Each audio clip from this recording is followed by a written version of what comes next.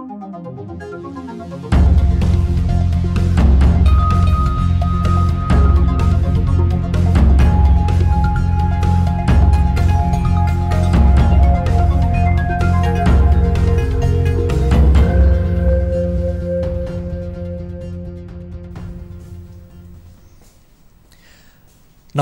यो हो news 24 television prime time न्यूजमा स्वागत छ।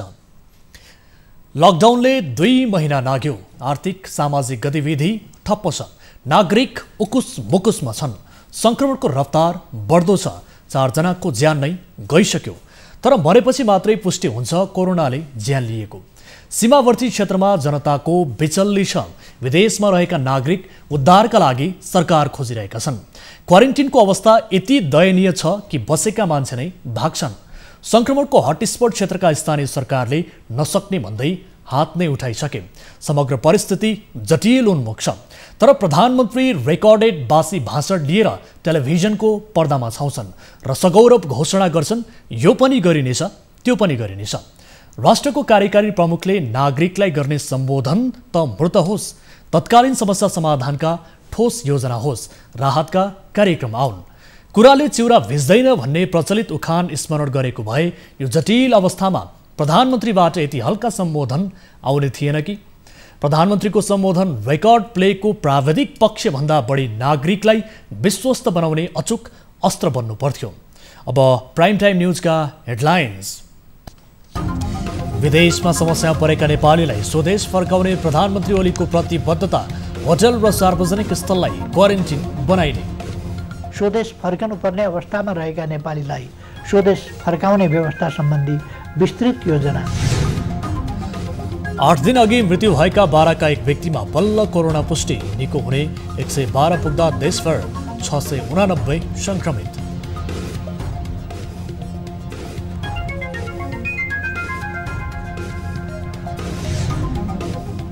कञ्चनपुरमा भारतबाट आउने बढेपछि गड्डाचौकी नाका खोलियो। आज मात्रै 2000 नेपाल प्रवेश, सबैको परीक्षण अनिवार्य। बाटोमा त कहीं दुःख भयो सर, बच्चाहरुपछि सालमा बच्चाहरुले ल्याउँदा बहुत दुःख भयो बच्चाहरुले।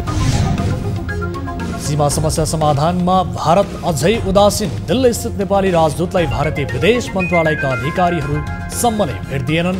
दबाव बढाउन विज्ञको सुझाव। कुन प्रमाण सही, कुन प्रमाण गलत, जो उले निर्धारण गर्छ र विश्वभर कोरोनाबाट 3.5 लाखको मृत्यु, संक्रमितको संख्या 55 लाख नाग्यो। जापानमा 1 महिना लामो सङ्कटकाल हटाइयो।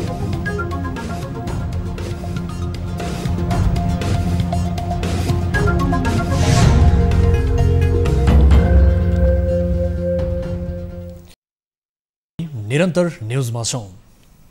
सरकारले कोरोना महामारीका कारण विदेशमा समस्या परेका नेपालीहरूलाई स्वदेश फर्काउने भएको छ।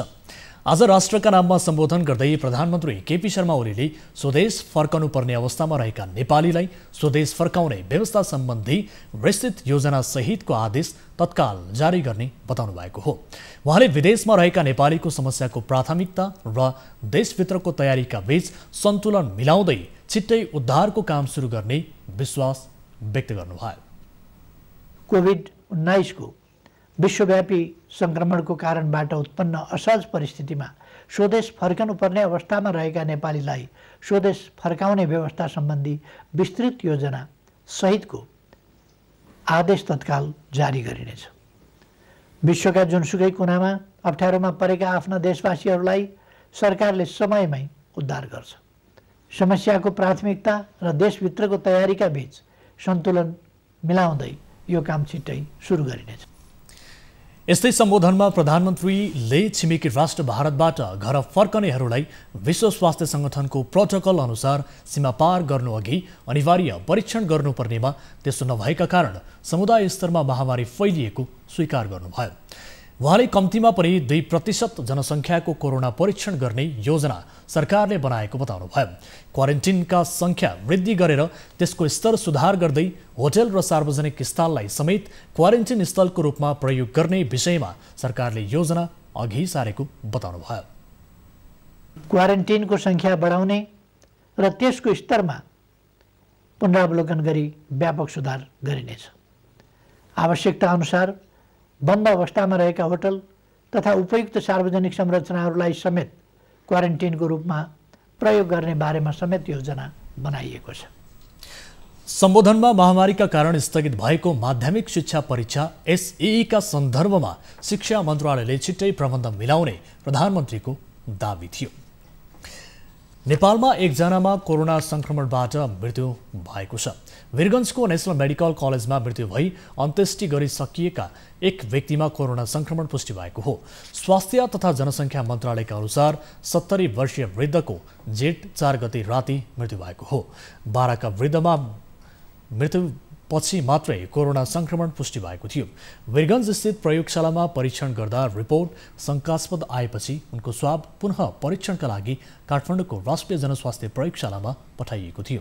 क्षयरोग, दम र निमोनियाबाट ग्रसित वृद्धलाई उनको परिवारले जेठ 2 गते अस्पतालको भेन्टिलेटरमा भर्ना गराएका थिए, तर कोरोना परीक्षणको रिपोर्ट नआउँदै जेठ 4 गते राति वृद्धको मृत्यु भएको थियो। अस्पतालले वृद्धको सब परिवारको जिम्मा लगाएपछि मृतकका आफन्तले पनि धार्मिक परम्परा अनुसार उनको अन्त्येष्टि गरिसकेका छन्। यस्तै आज मात्रै 69 जनामा कोरोना संक्रमण पुष्टि भएको छ। आज बिहान राष्ट्रिय जनस्वास्थ्य प्रयोगशाला काठमाडौँमा गरिएको परीक्षणमा 37 जना, बीपी कोइराला स्वास्थ्य विज्ञान प्रतिष्ठान धरानमा गरिएको परीक्षणमा 2 जना, दाङ स्थित राप्ती स्वास्थ्य विज्ञान प्रतिष्ठानमा 5 जना, किटजन्य रोग अनुसन्धान तथा तालिम केन्द्र हेटौडामा 21 जना, नेपालगञ्जको भेरी अस्पतालमा 5 र प्रदेश अस्पताल सुर्खेतमा 2 जनामा गरी 72 जनामा कोरोना भाइरस संक्रमण पुष्टि भएको थियो। यस्तै अपराह्न अछाममा 1, बर्दियामा 3, पर्सा र काठमाडौँ स्थायी ठेगाना भई हाल 12 को कलैयामा रहेका 1 जनामा कोरोना पुष्टि भएको थियो। यस्तै कोरोना निको हुनेको संख्या पनि 112 पुगेको छ। वीरगञ्ज स्थित नारायणी उपक्षेत्रीय अस्पतालबाट आइतबार राति एकै परिवारका 18 जना डिस्चार्ज भएका हुन्। अस्पतालका अनुसार पछिल्ला 2 वटा रिपोर्ट नेगेटिभ आएपछि उनीहरूलाई डिस्चार्ज गरिएको थियो। डिस्चार्ज हुने सबै वीरगञ्ज महानगरपालिका वडा नम्बर 3 छपकैयाका हुन्। 18 जनामा कोरोना संक्रमण पुष्टि भएपछि 21 वैशाखमा अस्पताल भर्ना भएका थिए। 23 दिन आइसोलेसनमा उपचारपछि उनीहरू संक्रमण मुक्त भएर घर फर्किएका हुन्। डिस्चार्ज हुनेमा 2 महिनाको शिशुदेखि 66 वर्षका वृद्ध समेत रहेका छन्। अस्पतालमा पुनः संक्रमित भएर भर्ना भएका 2 जना सहित 9 जना संक्रमित 3 दिन अघि डिस्चार्ज भएर घर फर्किएका थिए। कञ्चनपुरको गड्डाचौकी नाकाबाट आज 2000 को हाराहारीमा सीमा क्षेत्रमा अलपत्र परेका नेपालीलाई प्रवेश गराइएको छ। लामो समयदेखि सीमा क्षेत्रमा रहेका उनीहरूलाई प्रदेश सरकारले नेपाल प्रवेश गर्ने दिने निर्णय गरेसँगै नेपाल प्रवेश गराइएको हो। पूर्ण विवरण लेखेर स्वास्थ्य परीक्षण गरेपछि मात्रै प्रवेश गराइएको नेपालीलाई संक्रमण देखिएमा तुरुन्तै अस्पताल लैजाने व्यवस्था समेत मिलाइएको छ। यति बेला हामी कञ्चनपुर जिल्लाको पश्चिमी सिमानाका गड्डा चौकीमा आएका छौँ। यो पछाडिको दृश्य भारतमा अल्पत्र परेका नेपालीहरूको हो, जो अहिले सीमा नाकासम्म आएका छन्। आइतबार जिल्ला सुरक्षा समितिको बैठकले भारतमा अल्पत्र परेका नेपालीलाई यो पश्चिमी सिमानाका गड्डा चौकीबाट नेपाल प्रवेश गराउने निर्णय गरेपछि अहिले चाहिँ भारतमा अल्पत्र परेका नेपालीहरू सीमासम्म पुगेका छन्।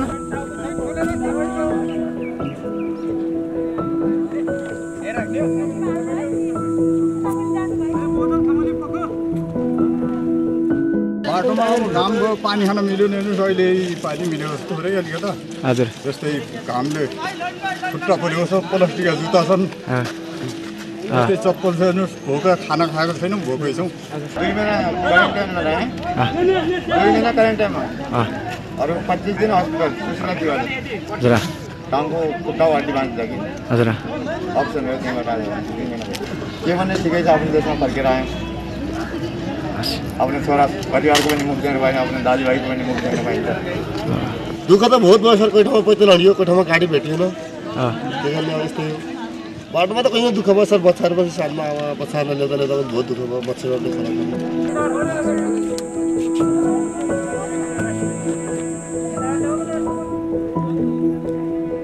त्यस्तो विवरण त्यहाँ प्राप्त हुँदैन। त्यसको आधारमा हामी सम्बन्धित जिल्लाका प्रमुख जिल्ला अधिकारीज्यूहरूलाई चाहिँ उहाँहरूको नामावली सहितको विवरण चाहिँ हामी पठाइदिन्छौँ र उहाँ चाहिँ आफ्नो गाउँपालिका नगरपालिकामा पुगेर त्यहाँको क्वारेन्टाइनमा कम्तीमा 14 दिन बसेर उहाँहरूको स्वास्थ्यको बारेमा पनि त्यहाँ निगरानी हुन्छ र आवश्यक अन्य थप परीक्षणहरू त्यहाँ गएर चाहिँ गरिन्छन्।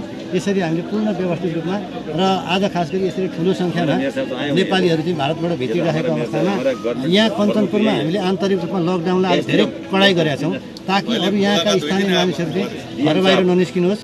हामीले जुन प्रक्रिया चाहिँ अपनाइरहेको छौँ स्थानीय तहमा तुरुन्तै पुर्याउने, त्यो स्थानीय तहमा तुरुन्तै पुर्याउने कार्यले चाहिँ हामीलाई यो व्यवस्थापनमा सहज भएको छ, किनकि स्थानीय तहले यसको चाहिँ थोरै सङ्ख्याको जिम्मेवारी लिन सक्छ।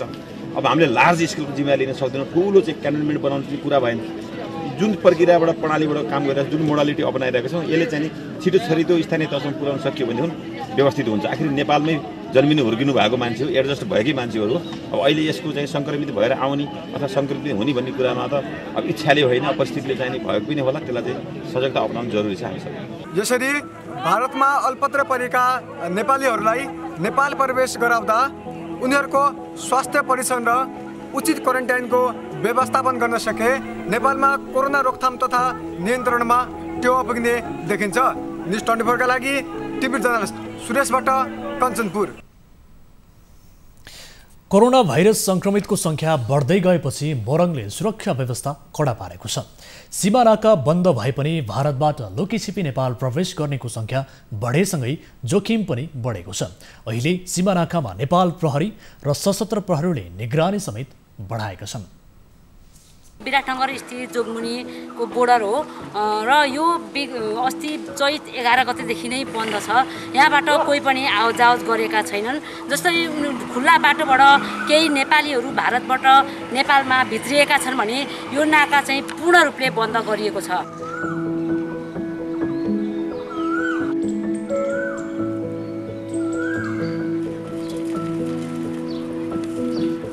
अब यो अझै पनि हामीहरूको जोखिम कम नभएको कारणले गर्दाखेरि हामीहरूले सीमामा असाध्यै कडा गरेका छौँ। सीमाबाट सकेसम्म अनाधिकृत रूपमा अथवा चेक जाँच नभएर कोही पनि छिर्न पाउँदैन र यताको पारी पनि जान पाउँदैन, पारीको वारी पनि जान पाउँदैन। त्यहाँ हामीहरूले 100% लकडाउनलाई कार्यान्वयन गरेका छौँ।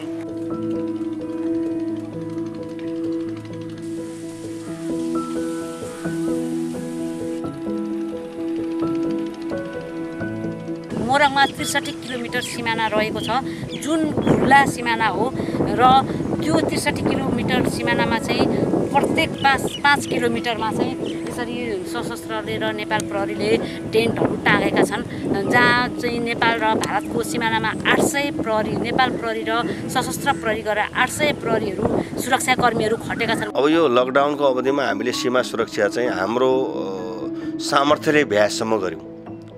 प्रहरी दरबन्दी पनि हामीले अन्यत्र क्षेत्र रहेकोलाई तानेर ल्यायौँ, सशस्त्र प्रहरी बल पनि ल्यायौँ र त्यसपछि नेपाल प्रहरीको पनि सीमा चौकीहरूमा निश्चित मान्छेहरू मात्रै थिए। त्यहाँ पनि हामीले जिल्ला प्रशासनतिर भएका प्रहरीहरूलाई, जिल्ला प्रहरी कार्यालयमा भएका प्रहरीहरूलाई लगेर अहिले तैनात गरेका छौँ। त्यसले गर्दा सीमा धेरै हदसम्म नियन्त्रित भएको छ।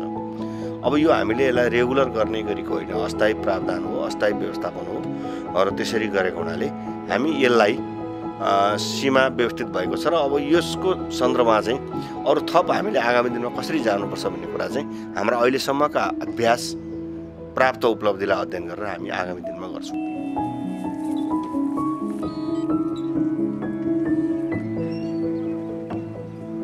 कोरोना संक्रमित भेटिएपछि विराटनगरको सुरक्षा व्यवस्था एकदमै कडा बनाइएको छ।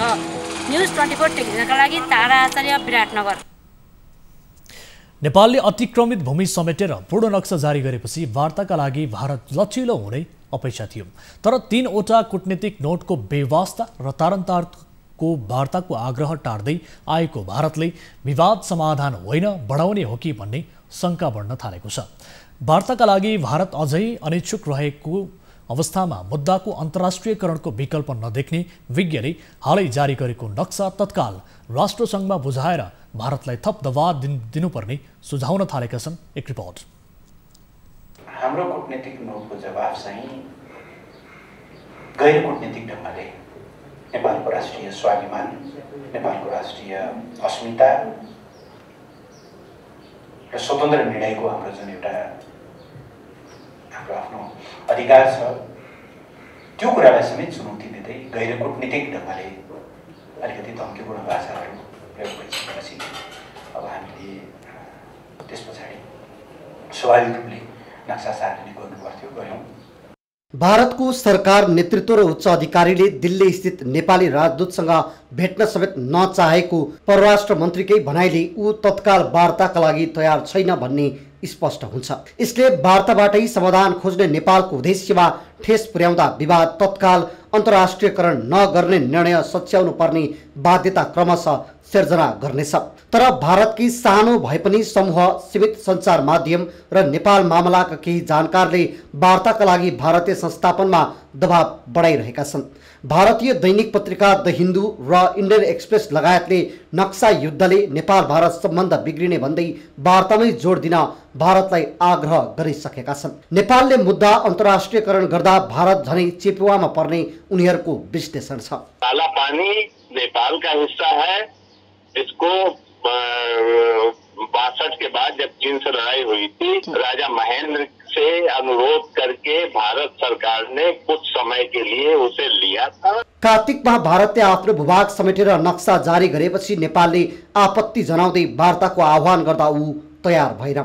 बरु त्यसको 6 महिना नबित्दै उसले नेपाली भूभाग हुँदै तिब्बतको कैलाश मानसरोवर जोड्ने सडक उद्घाटन गर्यो, जसप्रति पनि विरोध जनाउँदै नेपालले वार्ताका लागि तयार हुन आग्रह गर्यो। पटक पटकको आग्रह बेवास्ता गरेपछि दबाव बढाउनकै लागि नेपालले यसअघि नसमेटिएको भूभाग पारेर पूर्ण नक्सा जारी गर्यो, जसलाई भारतीय संस्थापन नजिकका पूर्व जनरल र सचिवहरूले नेपालको यत्रो हिम्मत भन्दै प्रधानमन्त्री केपी ओलीको विकल्प खोज्नुपर्ने धम्की दिन थालेका छन्। The way to fight China is not to invoke their name, it's to get rid of Oli. And I'm sure we have enough assets there. There is Nepal Congress, there are divisions. सम्भावित जोखिमको तयारी आफ्नो ठाउँमा होला, तर वार्ताका लागि दबाव बढाउनु र प्रतीक्षा गर्नु नै नेपालको तत्कालीन प्राथमिकता हो। वार्ताको पर्खाइ सहित जारी गरेको नक्सा संयुक्त राष्ट्र संघको कार्टोग्राफिक डिभिजनमा तत्काल पठाउनु पर्नेमा जोड दिन्छन् सीमाविद बुद्धि नारायण श्रेष्ठ। दर्ता हुने नक्साको अध्ययन राष्ट्र संघले नै गर्दा नेपालको दाबी थप सशक्त हुन सक्ने श्रेष्ठको भनाइ छ। दुवै देशले आफ्नो प्रमाण दिन्छ, तथ्य प्रमाण दिन्छ। प्रमाण दिएपछि कुन प्रमाण सही, कुन प्रमाण गलत, जो उसले निर्धारण गर्छ र यो नक्सा ठीक भन्ने उसले मोनिटर गर्छ। दबाब दिँदैन, तर युनाइटेड नेसन्सको सेक्युरिटी काउन्सिल अन्तर्गतको कार्टोग्राफिक डिभिजनले यो गर्छ। संयुक्त राष्ट्र संघको कार्टोग्राफिक डिभिजनमा विश्वका सबै देशका नयाँ तथा पुराना गरी हजारौं नक्सा छन्। कार्टोग्राफिक सेन्टर नक्सा मोडरेट गर्ने ठाउँ भएकाले उनीहरूले नै यसको अध्ययन गर्नेछन्।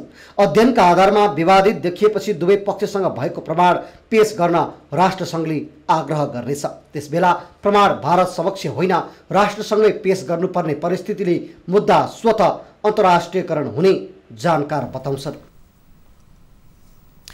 कञ्चनपुरको दक्षिणी क्षेत्रमा नेपाल भारत सीमा विवाद पटक पटक चर्किरहन्छ। भारतले सीमा मिचेको प्रतिकार गर्दा पुनर्वासका गोविन्द गौतमले भारतीय सुरक्षाकर्मीको गोली लागेर ज्यान गुमाएका थिए।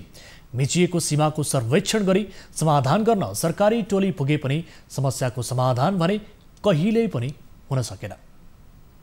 दक्षिणी क्षेत्रका सिमाना बेला बेलामा चर्चाका विषय बने पनि अहिलेसम्म यसको समाधान हुन सकिरहेको छैन। पछिल्लो समय सुदर्शन धामी नेतृत्वको नेपाल सरकारबाट पठाइएको सीमा सर्वे टोलीले नेपाली लाल पूर्जा भएको जमिन नेपाली भूभागलाई भारतमा परेको दाबी गरेपछि यहाँका जनता झनै आक्रोशित भएका हुन्। यहाँका स्थानीय जनताले भारतीय पक्षले नेपाली भूमिमा पिल्लर गाडेपछि स्थानीय जनता आक्रोशित भएर पिल्लर भत्काएका थिए। तर नेपाल सरकारले भने अहिलेसम्म यस विषयमा टुङ्गो लगाउन सकिरहेको छैन। जनता भन्छन् हामी भारतीय पक्षको 1 इन्च पनि जमिन लिँदैनौं र आफ्नो भूमि 1 इन्च पनि दिँदैनौं। यस विषयमा नेपाल सरकारले उच्च स्तरीय कूटनीतिक पहल गरेर सिमानाको टुङ्गो लगाओस्। हेलो, हजारौं बिघा साला जमिन लाल पूर्जा भएको 50औं बिघा जमिन अहिले यो कम्युनिस्ट केपी ओलीको सरकारले यिनीहरूको कहाँ गयो त ल भन्नुहोस् त। सर लाखौं बिघा जमिन भारतमा जाँदैछ, यिनीहरूको कहाँ गयो त। यो देशप्रेमी भन्थे, उतिखेर हामी त देशका लागि लड्दैछौँ भन्थे। नेपाल रहेन भने तपाईँ कहाँ नेपाल प्रहरी हुनुहुन्छ भोलि? नेपालमा यसरी पिल्लर गाड्दाखेरि तपाईँले आफ्नो सहमतिमा पिल्लर बाँड्ने जनता कहाँ जान्छ नेपालको भोलि? नेपाली जनतालाई बेचेर खाने तपाईँ शोषण अपराधी। पछिल्लो समय लिपुलेक, लिम्पियाधुरा र कालापानी चर्चाका विषय बने, तर कञ्चनपुरको दक्षिणी क्षेत्रका सिमाना भने बेला बेलामा चर्चामा नआएका होइनन्। एसएसबीको गोलिनीले रगतको खोलो बगाए त मातृभूमि संरक्षणका निम्ति कैयौं नेपाली घाइते भए। तर नेपाल सरकारले भने अहिलेसम्म सिमानाको टुङ्गो लगाउन सकेको छैन। यो पिल्लर चाहिँ हामीलाई गाडी उड्न जनप्रतिनिधिको लागि थाहा थियो जनतालाई महिरा दाखिल यस्तो शिक्षकलाई पनि थाहा भएन त्यसपछि सोद्धाखेरि जनतालाई आउँदै थियो जनप्रतिनिधिलाई कसैलाई थाहा नदिइकन एक्कासी आएर गाडेका हुन्।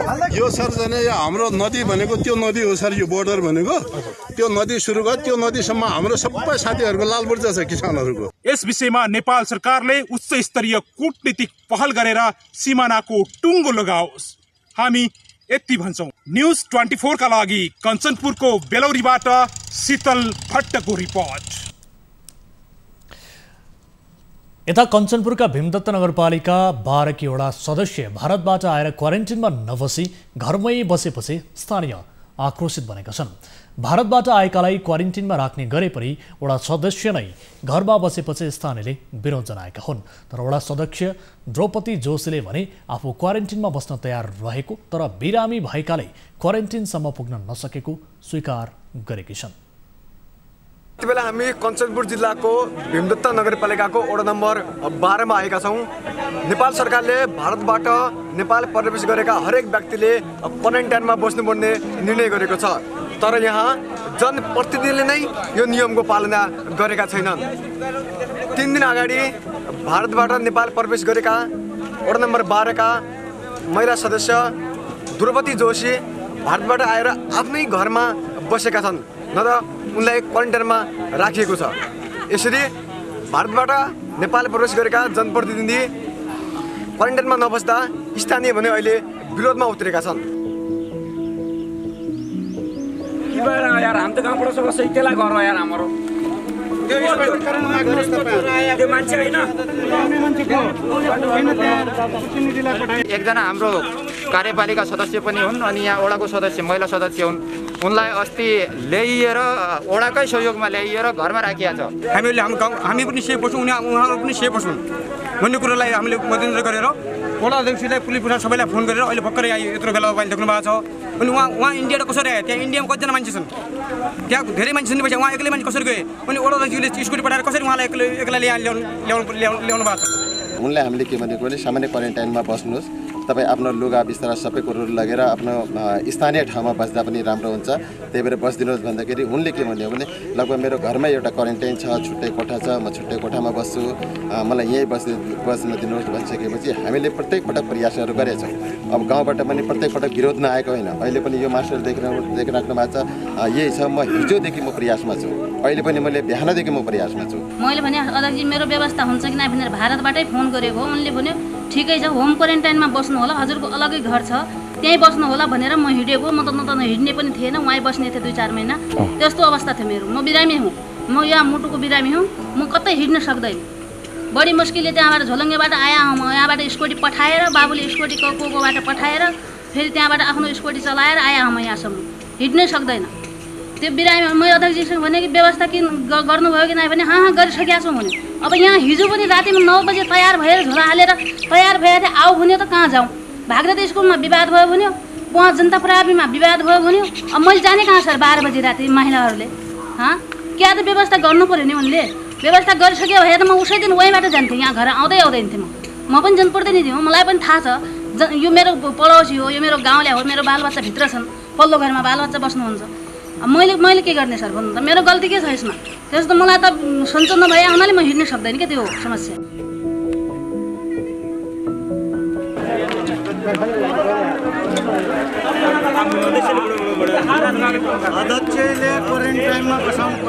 यसरी भारतबाट नेपाल प्रवेश गरेका हरेक मानिस क्वारेन्टाइनमा बसेका छन्, तर जनप्रतिनिधि क्वारेन्टाइनमा नबस्दा आम मानिसमा यसको गलत प्रभाव जाने देखिन्छ। न्युज 24 का लागि टिभी जर्नलिस्ट सुरेश भट्ट, कञ्चनपुर।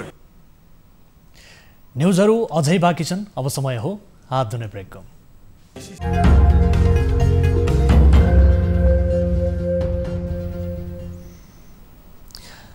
हामी निरन्तर न्युजमा छौं। लकडाउनले मुलुक ठप्प बनेका बेला डडेलधुराका किसान भने आलु खेतीमा व्यस्त छन्। व्यावसायिक आलु खेतीले दर्जनौं मानिसले रोजगारी समेत पाएका छन्। एक रिपोर्ट। डडेलधुराको गन्याबधुरा गाउँपालिका वडा नम्बर 1 मा रहेको भागेश्वर कृषि तथा पशुपालन फार्मले लकडाउनको समयमा स्थानीयहरूका लागि रोजगारी सृजना गरेको छ। व्यावसायिक रूपमा आलु खेती गरिरहेका किसानको बारीमा यति बेला दर्जनौं व्यक्तिहरूले रोजगारी पाएका छन्, जसले गर्दा उनीहरूलाई गाउँघरमै आय आर्जन गरी दैनिक घर खर्च चलाउन मद्दत पुगेको छ। पूजाकोटो घर यहाँ काम पाएका छौँ, काममा आएका छौँ। यहाँ लकडाउनमा अब ठिकै छ, 500 रुपियाँ दिहाडी छ, खानापिना यहीँ छ। घर नजिकैको बारीमा काम पाएपछि यहाँका स्थानीय पनि खुसी छन्। आफ्नो खेतबारीमा परिश्रम गरे ताजा तरकारी खानुका साथै रोजगारी समेत सृजना हुने किसान बताउँछन्। चाहन्छौँ कि आफ्ना देशमा ढुङ्गा माटी फोडेर तरकारी लाएर खेतीपाती लाएर आफ्ना देशमा खाउँ, अर्का देशको भन्न आफ्ना देशमा उत्पादन गरेर खाउँ भन्न चाहन्छु। हालै गाउँ फर्किएका युवामा समेत उत्साह देखिएको छ। उनीहरू स्वदेशमै केही गर्न सकिने भन्दै खुसी छन्। आफ्नै देशमा गर्यो भने माटोमा पनि सुन फल्छ हैन। आफूले गर्नु पर्यो, राम्रोसँग लगानी लाउनु पर्यो, आफ्नै भूमिमा केही गरेर खानु राम्रो। म 3 साल विदेश बसिरहेको मान्छे हो, मलाई विदेशको पनि अनुभव छ। अर्काको देशमा काम गर्नुभन्दा आफ्नो देशमा माटोमा काम गरेर पनि खाना राम्रै हुन्छ। डडेलधुरा जिल्लामा बेमौसमी व्यावसायिक तरकारी खेतीतर्फ यहाँका किसानहरू अग्रसर छन्। साथै गाउँघरमै धेरैले रोजगारी पाएका छन्। डडेलधुराबाट टिभी जर्नलिस्ट उत्तर विष्टको रिपोर्ट। रौतहटको चन्द्रपुर नगरपालिकाले वितरण गरेको धानको बिउ गैर किसानले पाएको भन्दै किसानले गुनासो गरेका छन्। नगरपालिकाले किसानहरूलाई भनेर निशुल्क वितरण गरे पनि बिउ पाउनु पर्ने किसानले नपाएर पहुँचवालाले पाएको उनीहरूको भनाइ छ। निशुल्क बिउ नै नपाएपछि चर्को मूल्यमा गैर किसानबाट किन्नु पर्ने भन्दै किसान आक्रोशित बनेका छन्। किसानहरूलाई त जानकारी नभएर बाँडिन्छ भने जुन पाउनु पर्ने किसानले बिउै पाए छैनन्, सबैमा घोटाला छ के रातदेखि कठाको कसरी बाँड्छ, कसैले बोरै रानी कसरी बाँड्छ भन्नु त। स्थानीय तहहरूले आफ्ना किसानहरूलाई धानको बिउ बाँडिरहेका छन्। प्रत्येक वर्ष बाँड्ने धानको बिउ यस वर्ष लकडाउनको कारणले गर्दाखेरि अझै बेसी चाहिँ बाँडिरहेको छन्। तर यहाँका किसानहरूले भने हामीले धानको बिउ नपाएको र पहुँच हुनेहरूले मात्रै पाएको भन्ने छ। अहिले म जहाँ छु त्यहाँ चन्द्रपुर नगरपालिका वडा नम्बर 6 मा छु र यहाँका किसानहरूले हामीलाई के गुनासो गर्नुभएको छ भने धानको बिउ बाँडिएको छ, पाउनेले पाएका छन्, नपाउनेले पाएका छैन। तर जो किसान हुन् जसलाई चाहिँ एकदमै आवश्यकता छ उसलाई नपाएर अरूले नै जसलाई चाहिँ खासै धानको बिउ पनि आवश्यकता थिएन उहाँहरूलाई बाँडेको भनेर स्थानीयले गुनासो गर्नुभएको छ। के आउँछ, कति आउँछ, कस्तो विकास आउँछ आजसम्म न गाउँलाई कसैले खबर गरेको हुन्छ न कसैले सल्लाह। आजसम्म हामीलाई के विकास हुँदैछ होला कसै भनेको हुँदैन। यिनीहरूको वडाअध्यक्ष सर आउने तर अदालतो सदस्य घरमा गएर दिनदिनै बेलुकै यिनीहरूको मिटिङ हुन्छ। अनि आज पनि पहिला पनि तपाईँको हिना मिटिङ त्यसै गरी भयो। अनि त्यतिखेर हामीलाई त्यतिको आशा गरेर गाउँले झन् झगडा भयो त्यति छ। बिउ चाहिँ कस्ता कस्ता मान्छेहरूले लगेर बिउ त भन्नु लाइनले लगिरहेको छ, पहिलेलाई लगिसकेको छ नि। हामी जहाँ त कहाँ पाउनु, कसलाई कसलाई हेर्नु। 1 कट्ठा हुनेलाई पनि 12 किलो, 1 बिहा हुनेलाई पनि 12 किलो, 10 कट्ठा हुनेलाई पनि 12 किलो। त्यस्तो छिटो मिठो तरिकै मिलेन नि त। पाएको भए त हुन्थ्यो नि, पाएको भए पनि त हुन्थ्यो नि।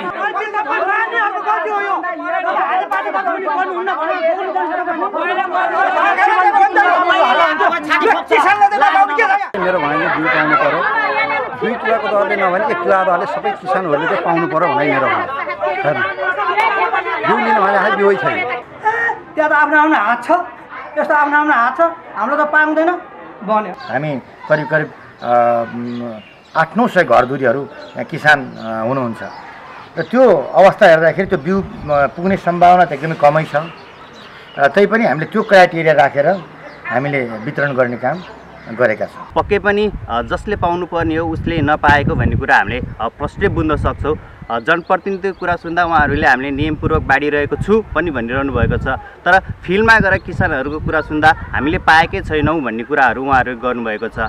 र जनप्रतिनिधिले पनि एउटा नियममा गएर आफ्नो को किसान वास्तविक किसान हुन् को होइनन् भनेर त्यो धानको बिउ वितरण गर्नुपर्ने एकदमै टट्का र आवश्यकता देखेको छ भने जो किसान हुनुहुन्न उहाँले किसानको बिउ लगेर म कुटाएर खान्छु चामल बनाएर खान्छु भन्ने सोच बनाउनु भएको छ। उहाँहरूले पनि एकचोटि मानवीय ढङ्गले किसानको हक हितमा सोच्नुपर्ने पक्कै पनि छ। रौतहटबाट टिभी जर्नलिस्ट बालविक्रम कार्कीको रिपोर्ट। लकडाउनको अवधिभर पाल्पामा भने स्थानीय पूर्वाधार विकास कार्यक्रम अन्तर्गत सडक निर्माणले तीव्रता पाएको छ। लकडाउनमा सडकहरू खाली भएपछि सडकको मर्मत सम्भार भइरहेको छ। अहिलेसम्म सडक विस्तार नभएको वडाहरूमा पनि सडक विस्तार भइरहेको छ। एक रिपोर्ट। देशभर लकडाउनका कारण विकास निर्माणका काम प्रभावित भए पनि पाल्पामा भने त्यसको असर परेको छैन। विकास निर्माणका काम धमाधम भइरहेका छन्। तानसेन नगरपालिकाले लकडाउन भएदेखि नै तानसेन तम्घास सडक खण्डको मर्मत सम्भार गरिरहेको छ। सडक डिभिजन कार्यालयले पनि सिद्धार्थ राजमार्गको तानसेन बुटोल सडकको मर्मत सम्भार गरिरहेको छ।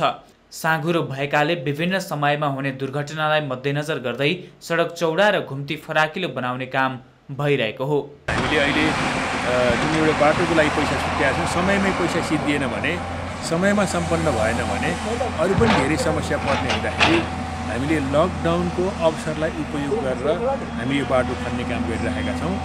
र यो बाटो खन्दाखेरि पनि हामीले दिनको लगभग चाहिँ 16 देखि 18 घन्टासम्म कन्टिन्युस खनिरहेका छौँ। किन यो बाटो भनेको अत्यधिक धेरै गाडी चल्ने बाटो भएको हुँदाखेरि अहिले बाटोलाई चाहिँ 10 मिटर वाइड गर्ने, यो ठुला घुम्टीहरू काट्ने र आवश्यक पर्ने ठाउँमा रिटेनिङ वाल दिने कामहरू चाहिँ हामीले सम्पन्न गर्नुपर्ने अवस्था छ। तानसेन बुटोल सडक खण्डको गौडे पुल, कालीमाटी र चर्चरे क्षेत्रको सबैभन्दा जोखिमपूर्ण घुम्ती फराकिलो बनाउने काम भइरहेको छ। यस्तै तिनाउ खोला, दोभान खोला र कचल खोलाको पुल समेत निर्माणको काम सुरु भएको छ। लकडाउनको समयमा सडकमा अत्यावश्यक बाहेकका सवारी साधन नगुड्दा काम गर्न सहज भएको डिभिजन सडक कार्यालय पाल्पाले जनाएको छ। कोभिडको असरका बावजुद, यो लकडाउनका बावजुद पनि हामीले केही निर्माण कार्यहरू सञ्चालन गर्ने प्रयास गरेका छौँ। त्यसमध्ये जस्तै यो सिद्धार्थ राजमार्गको मोड सुधार कार्य जुन हामीले कटिङ गर्नुपर्ने छ, ती कार्यहरू चालु छ, हामी काम गरिरहेका छौँ बेसमा। त्यसै गरी यो तिनाउ खोला पुलको निर्माण कार्य चालु छ, यो चाहिँ हामीले गरिरहेका छौँ। त्यसै गरी यो बिचमा कजल खोला पुल छ तल, त्यसको पनि निर्माण कार्य चालु छ। लकडाउनको समयमा सडक क्षेत्रमा काम गर्न सहज हुने भएकोले तानसेन नगरपालिका र डिभिजन सडक कार्यालय पाल्पाले कामलाई निरन्तरता दिएको छ। साथै धेरै मजदुरले लकडाउनको बेलामा पनि रोजगारी पाएका छन्। पाल्पाबाट टिभी जर्नलिस्ट सुमन कार्कीको रिपोर्ट। उपचारमा खटिएका स्वास्थ्यकर्मीमा कोरोना भाइरसको संक्रमण देखिएपछि बन्द भएको धनकुटा जिल्ला अस्पताल एक सातापछि पुनः सञ्चालनमा आएको छ। 7 जना संक्रमित देखिएसँगै सिल गरिएको अस्पताल आजबाट पुनः सञ्चालनमा ल्याइएको हो। जिल्ला अस्पतालका 4 स्वास्थ्यकर्मी, 2 सुरक्षाकर्मी र 1 जना स्वास्थ्यकर्मीको आफन्तले गरी 7 जनामा कोरोना भाइरसको संक्रमण देखिएपछि जेठ 5 गतेबाट अस्पताल र आसपासका क्षेत्र सिल गरिएको थियो। अहिले संक्रमितहरूलाई कोशी अञ्चल अस्पताल र अन्य कर्मचारीलाई आवासमै क्वारेन्टिनमा राखेर अस्पतालको सेवा सुरु गरिएको जिल्ला जनस्वास्थ्य कार्यालयले जनाएको छ।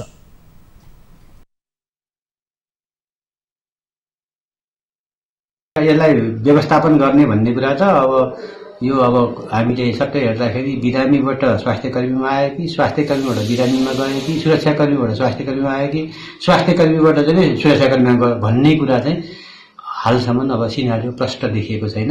अहिले हामीले त्यसको चाहिँ कहाँबाट इन्फेक्सन आयो भन्ने कुरालाई हेर्नलाई चाहिँ अहिले चाहिँ हामी कन्ट्याक्ट ट्रेसिङको माध्यमबाट चाहिँ अगाडि बढ्दैछौँ।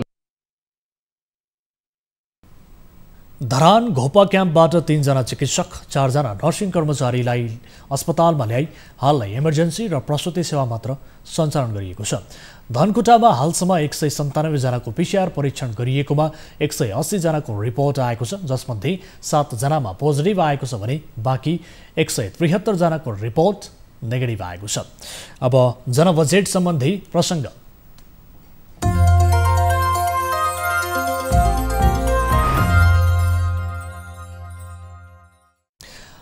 आर्थिक वर्ष 2077-78 का लागि बजेट सार्वजनिक हुन 3 दिन बाँकी छ। लकडाउनले थरिएको अर्थतन्त्रका विभिन्न क्षेत्र तथा दैनिक ज्यालादारी गर्ने मजदुरहरू पनि आउँदो बजेटले केही राहत देला कि भन्ने अपेक्षामा छन्। उनीहरूको बजेट अपेक्षा आजको जनबजेटमा तत्कालको लागि कृषि क्षेत्रमा जोड दिनको लागि युवालाई नै लक्षित गरेर नेपाल सरकारले विशेष गरेर बजेट ल्याउनुपर्छ। यो बजेट विशेष गरेर कृषिसँग सम्बन्धित बजेट हुनु पर्यो हैन। अनि विशेष गरेर बाख्रा पालन, कुखुरा पालन जस्ता हैन, अनि जडीबुटी खेती, अनि हिमाली विशेष गरेर कर्णाली प्रदेशको लागि हैन जडीबुटीलाई प्रशोधन गर्ने हैन, अनि मार्केटिङको कुराहरू यो बजेट ल्याउँदाखेरि विशेष गरेर अनि राम्रो हुन्छ जस्तो मलाई लाग्छ। आगामी बजेटमा हामी मजदुरलाई पनि समेटेर केही राहत बजेटहरू समेटेर हामीलाई रोजगार दियोस् भनेर हामी आशा गरेर राखेको छ। सरकारले त्यही हो, हामीहरूलाई बिउ बिजनको सहुलियत गरिदियोस्। अब बिजनेस न्यूज।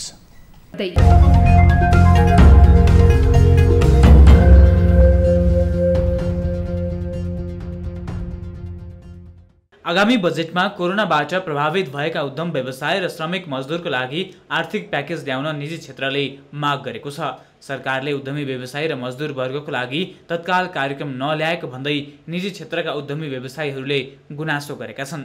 नेपाल उद्योग वाणिज्य महासंघ, नेपाल उद्योग परिसंघ र नेपाल चेम्बर अफ कमर्स, घरेलु तथा साना उद्योग महासंघ लगायतका संस्थाहरूले बजेटमा विशेष कार्यक्रम ल्याउन आग्रह गरेका हुन्। बिउ पुँजीको रूपमा उहाँहरूलाई जोसँग सिप छ उनीहरूलाई दिइदियो भनेदेखि उहाँहरूले त्यो पैसा काम गर्न सक्छ, त्यसले अर्थतन्त्रलाई चलायमान बनाउँछ।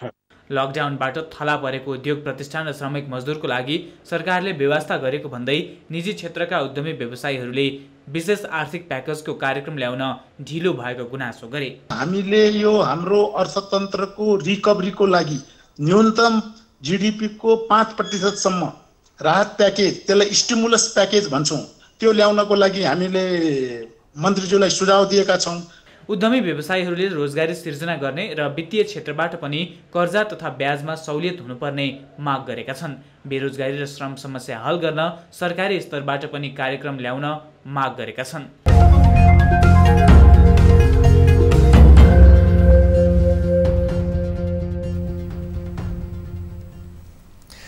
न्युजहरू अझै बाँकी छन्, अब समय हो हात धुने ब्रेकको।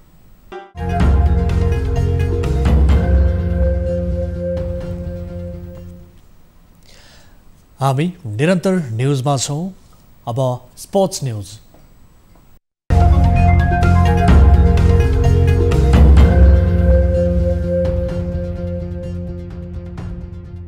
नेपाली क्रिकेटर सन्दीप लामिछाने र कुशल मल्ल युएईबाट प्रकाशित हुने द नेसनलले सार्वजनिक गरेको विश्वका 20 उत्कृष्ट युवा खेलाडीको सूचीमा पर्न सफल भएका छन्। 20 वर्षभन्दा कम उमेरका 20 उत्कृष्ट क्रिकेट खेलाडीको सूचीमा लेग स्पिनर लामिछाने र अलराउन्डर मल्ल अटाएका हुन्। पत्रिकाले सार्वजनिक गरेको यो सूचीमा टेस्ट मान्यता देशका खेलाडीको बाहुल्यता छ। त्यस्तै एसोसिएट क्रिकेटबाट यो सूचीमा पर्ने खेलाडीमा युएई र स्कटल्यान्डका एक जना समावेश छन्। सूचीमा भारतका अधिकांश खेलाडीहरू अटाएको बताइएको छ। त्यस्तै पाकिस्तान, दक्षिण Africa, Australia, West Indies, Afghanistan, Bangladesh र स्कटल्यान्डबाट पनि खेलाडी परेका छन्। उत्कृष्ट खेलाडीको सूचीमा भारतीय खेलाडीमा एसएफभी जयसवाल, रवि बिश्नोई, कार्तिक त्यागी, प्रियम ग्राग समावेश भएका छन्। सूचीमा हटाएका सबै खेलाडी 19 वर्षका हुन्।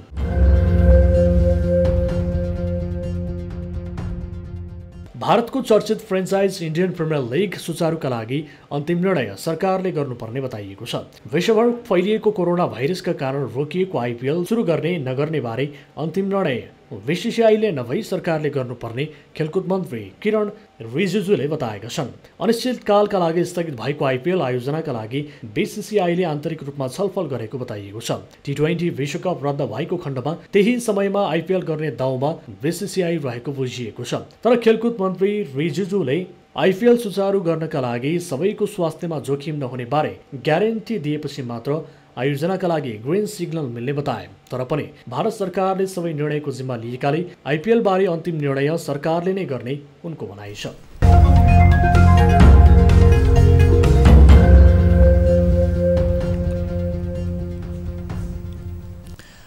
अब इन्टरनेसनल न्युज।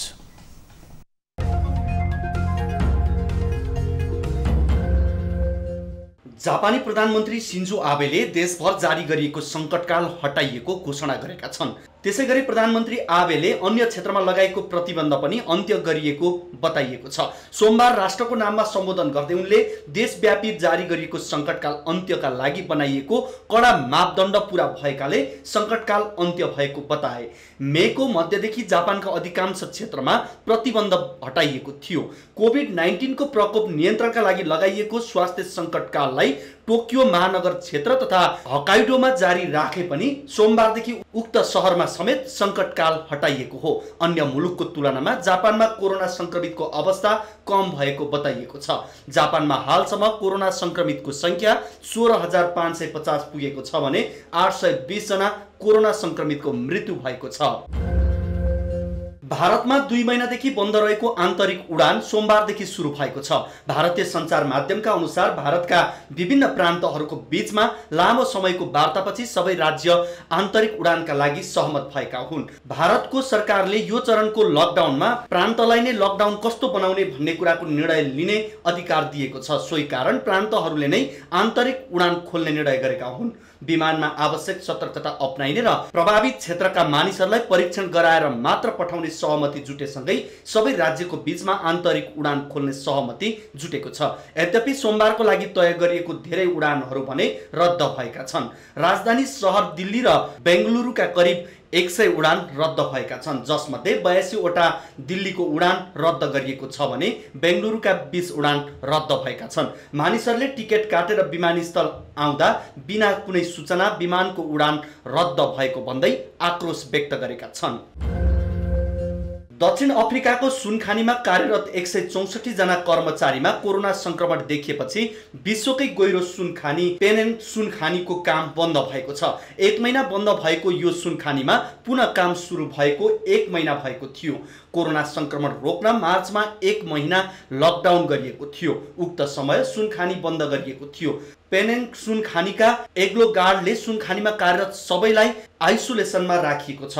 गत हप्ता कोरोना संक्रमण पहिलो पटक देखिएपछि 650 कर्मचारीमा परीक्षण गरिएको थियो। दक्षिण अफ्रिकामा अहिले जसमा कोरोना संक्रमण देखिएको छ उनीहरूको कोरोनाको लक्षण नदेखिएको बीबीसीले जनाएको छ।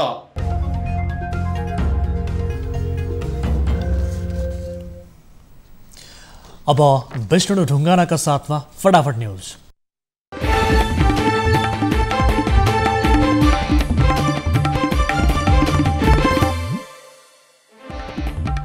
नेपालमा कोरोनाबाट 4 जनाको मृत्यु। बाराको कलैया माई गाउँपालिका 7 स्थित उम्जनका 70 वर्षीय वृद्धको मृत्यु अन्त्येष्टिपछि मात्रै पुष्टि।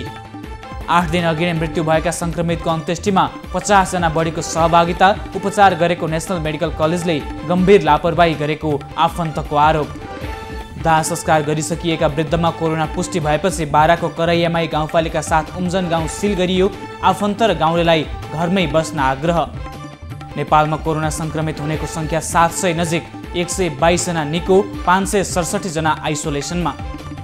कुल जनसङ्ख्याको 2% नागरिकहरूको कोरोना परीक्षण गरिने प्रधानमन्त्रीको भनाई। नेपालको कोरोना विरुद्धको लडाईँ दक्षिण एसियामा सन्तोषजनक। 4 महिने शिशुदेखि 66 वर्षीय वृद्धले जिते कोरोना।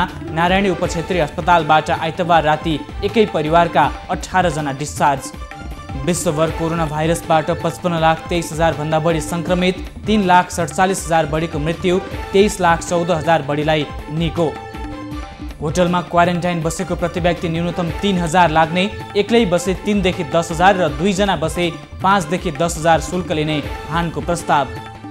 वैदेशिक व्यापारका अधिकांश सूचकाङ्क ऋणात्मक। चालु आर्थिक वर्षको 10 महिनामा कुल 11 खर्ब 7 अर्बको वैदेशिक व्यापार गत आर्थिक वर्षको तुलनामा 11.89%ले कमी। एकल महिलाले भत्ता पाउने गरी कानुन संशोधन गर्न संसदीय समितिको निर्देशन। ऐन संशोधन गर्ने विधेयक चालु अधिवेशनमा पेश गर्न ध्यानाकर्षण। धनुषामा 2 जना प्रहरीमा कोरोना संक्रमण। जनकपुर प्रादेशिक अस्पतालको आइसोलेसनमा उपचार हुँदै।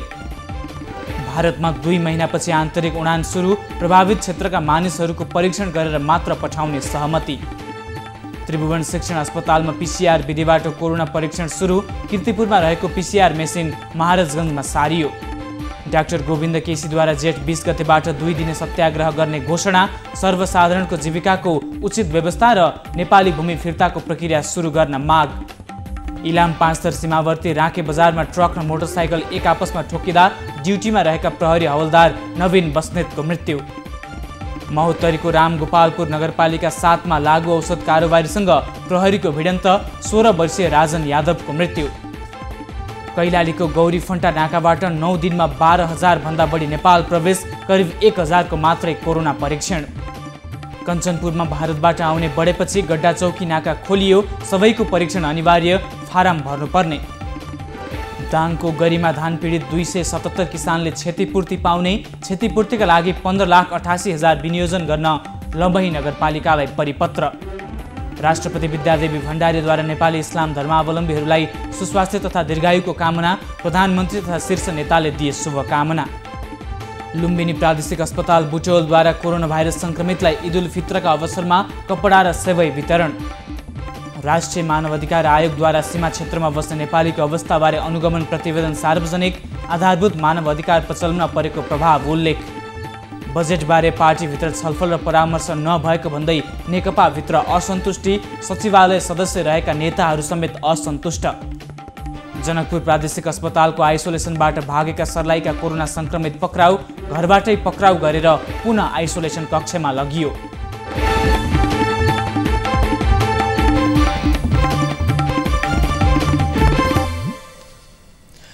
अब एउटा रोचक प्रसङ्ग। जापानमा 90 वर्षकी एक वृद्धाले एक युट्युब गेम खेलेर गिनिज बुक अफ वर्ल्ड रेकर्डमा नाम लेखाएकी छन्।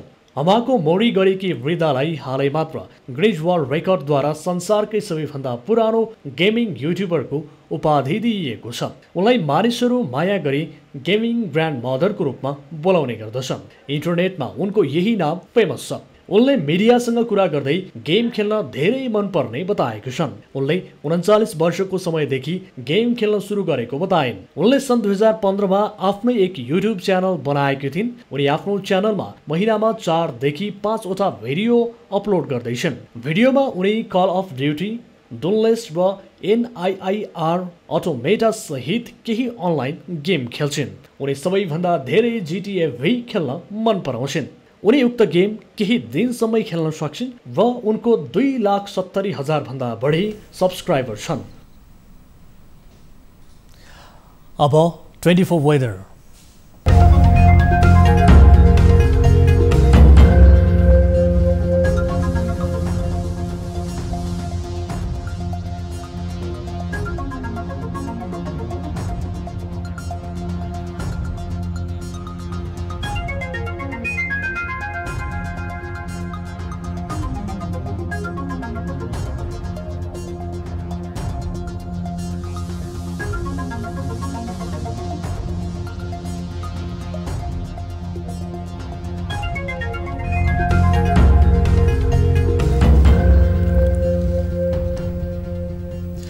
अब प्राइम टाइम न्यूज सक्नु अघि हेडलाइन्स पुनः एकपटक।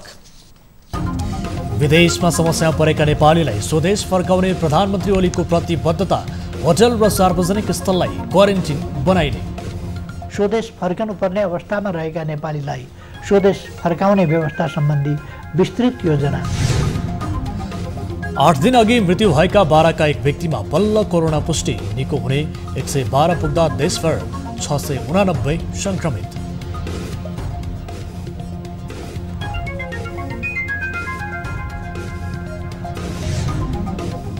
कञ्चनपुरमा भारतबाट आउने बढेपछि गड्डा चौकी नाका खोलियो, आज मात्रै 2000 नेपाल प्रवेश, सबैको परीक्षण अनिवार्य। बाटोमा त कहिले दुःख भयो सर, बच्चाहरू सालमा बच्चाहरूलाई ल्याउँदा बहुत दुःख भयो बच्चाहरू। सीमा समस्या समाधानमा भारत अझै उदासीन, दिल्ली स्थित नेपाली राजदूतलाई भारतीय विदेश मन्त्रालयका अधिकारीहरू सम्मले भेट दिएनन्, दबाव बढाउन विज्ञको सुझाव। कुन प्रमाण सही कुन प्रमाण गलत जो उले निर्धारण गर्छ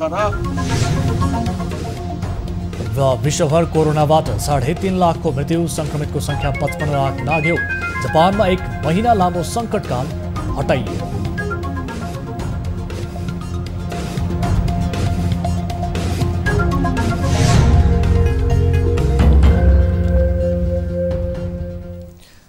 प्राइम टाइम न्यूज अहिलेलाई यति नै। जाँदै ताली र गालीका लागि हाम्रो प्रश्न, कोरोना संक्रमितको उपचार र व्यवस्थापनमा सरकारले बेवास्ता त गरिरहेको छैन, राम्रो छ, ध्यान दिएको छ भन्नेले ताली र होइन लापरवाही नै लापरवाही गरिरहेको छ भन्नेले गालीमा हाम्रो पात्रको एक मार्फत भोट गर्न सक्नुहुनेछ। थप न्यूजका लागि हाम्रो वेबसाइट www.news24nepal.com हेर्नुहोला। साथै हामीलाई फेसबुक, ट्विटर र युट्युबमा पनि फलो गर्न सक्नुहुनेछ। यस्तै मोबाइल, भाइबर र इमेलबाट न्युज 24 को हेल्प डेस्कमा कुनै समस्या र गुनासो छ भने टिपाउन सक्नुहुनेछ। हामी निरन्तर न्युजमा छौँ। नमस्ते।